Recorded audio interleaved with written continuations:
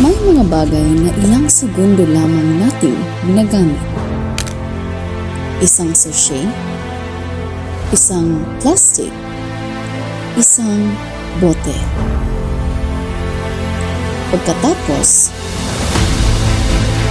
itinatapon natin. Pero saan nga ba talaga napupunta ang mga bagay na akala natin ay nawala na?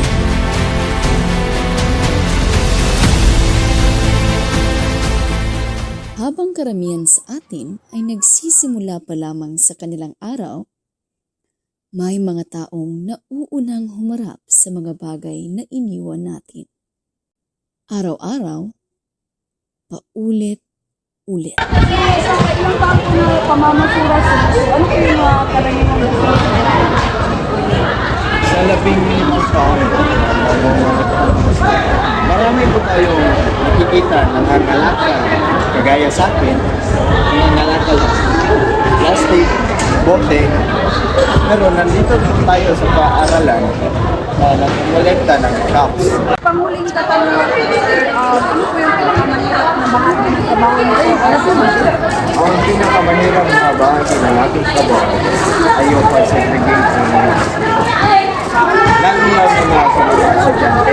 Hindi sila marunong mag-segregate. Madaling sabihin na problema ito ng ibang tao. Pero kung tutuusin, lahat tayo ay bahagi ng kwento. So, magandang umaga po, ma'am. So, pwede po ba ako makahingi ng konting oras po sa inyo na interview po sa basura? So, ang tanong ko po is, ano po yung napapansin niyo sa problema ng basura dito po? Sa amin talaga is marami talaga po silang kalat na kalat na kalat. So, sa tingin niyo po, ma'am, bakit may mga taong nagtatapon kung saan-saan? Sa tingin ko maraming mga taong nagtatapon ng basura kahit saan-saan kasi wala itong disiplina sa kanilang sarili. Hindi sila marunong mag-care sa ating kapaligiran. Alam naman nila nga yung mga nagawa nilang mali pero ginawa pa rin nila. So, miss, may pagkakataon po ba na nakapagtatapon ka rin ng basura na hindi tama? For me, oo. Lalo na if magmamadali ako or wala akong makita mga basura sa paligid. Kapag pinag-uusapan ang basura, madalas numero ang nakikita natin. Kilo, sako, tons. Pero sa likod ng bawat basurang iyon, may taong kailangang mamulot. May komunidad na kailangang mamuhay kasama nito.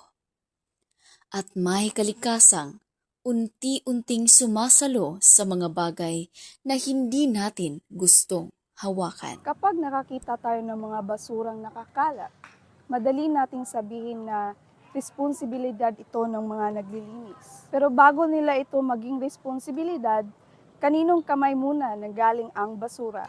At hanggang saan umaabot ang responsibilidad natin?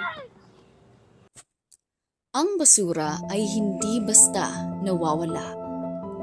May pinupuntahan ito. At kung saan man ito mapunta, may maaapektuhan. Kaya't sa susunod na pagtatapon mo, isipin muna kung saan ito mapupunta.